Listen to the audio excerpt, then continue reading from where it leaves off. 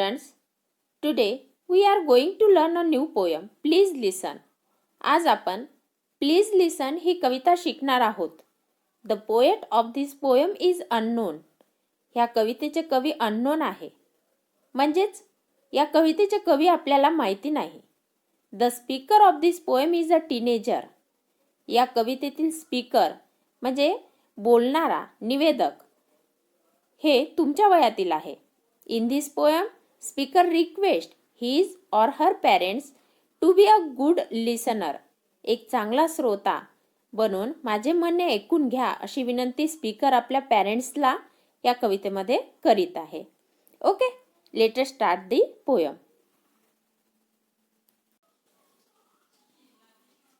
Please listen. When I ask you to listen to me and you start giving me advice, you have not done what I ask. When I ask you to listen to me and you begin to tell me why I shouldn't feel that way, you are trampling on my feelings. When I ask you to listen to me and you feel you have to do something to solve my problem, you have failed me, strange as that may seem. Listen. All I ask is that you listen. Don't talk or do. Just hear me. Advice is cheap. 20 cents will get you both dear Abby and Billy Graham in the same newspaper. And I can't do for myself. I'm not helpless. Maybe discouraged and flattering, but not helpless. When you do something for me that I can and need to do for myself, you contribute to my fear and inadequacy. But when you accept as a simple fact that I feel what I feel, no matter how irrational, then I can stop trying to convince you and get about this business of understanding what's behind this irrational feeling. And when that's clear, the answers are obvious and I don't need advice. Irrational feelings make sense when we understand what's behind them. Perhaps that's why prayer works sometimes for some people, because God is mute and He doesn't give advice or try to fix things. God just listens and lets you work it out for yourself. So please listen and just hear me. And if you want to talk, wait a minute for your turn and I will listen to you. Author unknown.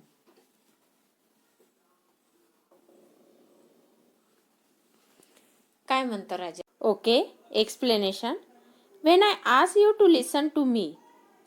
इथे निवेदक म्हणजेच speaker आपल्या पेरेंट्सला सांगत आहे की मी जेव्हा जेव्हा तुम्हाला काही सांगण्याचा प्रयत्न करते, you start giving me advice, त्यावेळी तुम्ही माझे म्हणणे किंवा मला काय बोलायचे आहे हे ऐकून न घेता आपला सल्ला द्यायला सुरुवात करता. You have not done what I ask. याचाच अर्थ मी काय म्हणते ते तुम्ही ऐकून घेत नाही, ते तुम्ही करत नाही. मला तुमचा सल्ला नको आहे, फक्त तुम्ही मला नीट ऐकून घ्या. When I ask you to listen to me and you begin to tell me why I shouldn't feel that way. When I ask you to listen to me, मी जेव्हा माझ्याकडे लक्ष द्यायला तुम्हाला सांगते, माझे म्हणणे ऐकून घ्यायला तुम्हाला सांगते, you start explain me, telling me that I should not feel in that way. You are trampling on my feelings. It means you ignoring me and not give any importance to my feeling. Here trampling means पायाखाली तुडवणे. जेव्हा जेव्हा मी तुम्हाला काही सांगायला जाते त्यावेळी तुम्ही स्पष्टीकरण देता. याचाच अर्थ माझ्या भावनांना तुम्ही दुर्लक्षित करता किंवा माझ्या भावनांना तुम्ही महत्त्व देत नाही. इथे तुमच्या वयातील मूल, टीनेजर आपल्या आईवडिलाला फक्त मी काय म्हणतो किंवा मी काय म्हणते ते नीट व्यवस्थित ऐकून घ्या एवढेच वारंवार सांगत आहे. When I ask you to listen to me and you feel you have to do something to solve my problem. जेव्हा जेव्हा मी सांगते टू लिसन टू मी, माझ्याकडे बघा, माझे ऐकून घ्या, and that time you feel that you have to do something to solve my problem. मला ऐकून न घेता माझा प्रॉब्लेम, माझी अडचण तुम्ही सॉल्व करून देता. तुम्ही माझ्यासाठी काहीतरी केले that you have to do something, तुम्ही माझ्यासाठी काहीतरी केले असे तुम्हाला वाटते. But you have failed me, strange as that may seem, परंतु माझा प्रॉब्लेम मला स्वतःला सोडवू द्या. असा तो मुलगा ते मूल बोलत आहे, टीनेजर, की माझा प्रॉब्लेम मला स्वतःला सोडवू द्या. तुम्ही माझा प्रॉब्लेम सॉल्व्ह केल्यामुळे मी अपयशी, फेल्ड मी अपयशी ठरत आहे. हे स्ट्रेंज म्हणजे विचित्र जरी वाटत असले, माझे हे बोलणे काहीसे विचित्र जरी वाटत असले, तरी तुम्ही इनडायरेक्टली माझा अपेक्षाभंग केलेला आहे. Listen, all I ask is that you listen. ऐका, माझे जे म्हणणे आहे ते सर्व तुम्ही ऐका. Don't talk or do, just hear me. म्हणजेच मला माझ्यासोबत काहीही बोलू नका किंवा काहीही करू नका. जस्ट हिअर मी, फक्त मला ऐका. Advice is cheap, here speaker said. इथे टीनेजर सांगत आहे की ॲडवाइस, सल्ला देणे, ही खूप चीप म्हणजे स्वस्त गोष्ट आहे. 20 cents will get you both dear Abby and Billy Graham. Abby आणि बिली ग्राहम यांच्या न्यूजपेपरमध्ये एक कॉलम आहे ज्यामध्ये लोकांना सल्ला दिला जातो आणि तो फक्त 20 सेंट्समध्ये, म्हणजे खूपच स्वस्त असतो. सल्ला देणे, इथे स्पीकर म्हणत आहे, टीनेजर म्हणत आहे की सल्ला देणे ही खूप सोपी, स्वस्त गोष्ट आहे. And I can do for myself. मी माझा प्रॉब्लेम मी स्वतः सॉल्व करू शकतो. I am not helpless. मी हेल्पलेस नाही. May be discourage and flattering but not helpless. कधी कधी निराश किंवा गोंधळलेला असतो, त्यावेळी निराश, डिस्करेज अँड फ्लॅटरिंग, मी कधी कधी गोंधळलेला असतो, निराश असतो, त्यावेळी माझे म्हणणे मांडण्यासाठी मी तुमच्याकडे येतो, परंतु याचा अर्थ मी हेल्पलेस नाही. माझा प्रॉब्लेम मी सॉल्व करू शकतो, असा तो टीनेजर बोलत आहे. When you do something for me that I can and need to do for myself. जेव्हा एखादी गोष्ट, when you do something for me, जेव्हा एखादी गोष्ट, जी गोष्ट मी स्वतः करू शकते किंवा स्वतः करू शकतो, अशी गोष्ट तुम्ही यू डू फॉर मी, माझ्यासाठी करता. ती गोष्ट, जी गोष्ट मी स्वतः करू शकतो, ती गोष्ट तुम्ही माझ्यासाठी करता. You contribute to my fear and inadequacy. याचाच अर्थ, you contribute to my fear and inadequacy, याचाच अर्थ तुम्ही माझी भीती, माझा अपुरेपणा वाढविण्यासाठी नकळत त्याला भागीदार होता. तुमचा उद्देश जरी तसा नसेल, इथे टीनेजर आपल्या पॅरेंट्सला सांगत आहे की तुमचा उद्देश जरी तसा नसेल, परंतु माझा प्रॉब्लेम मी सॉल्व करू शकते, जी एखादी गोष्ट मी करू शकते, ती जेव्हा तुम्ही माझ्यासाठी करता, म्हणजेच तुम्ही कॉन्ट्रीब्यूट आहे त्याला, माझी भीती वाढवण्याला तुम्ही भागीदार आहात.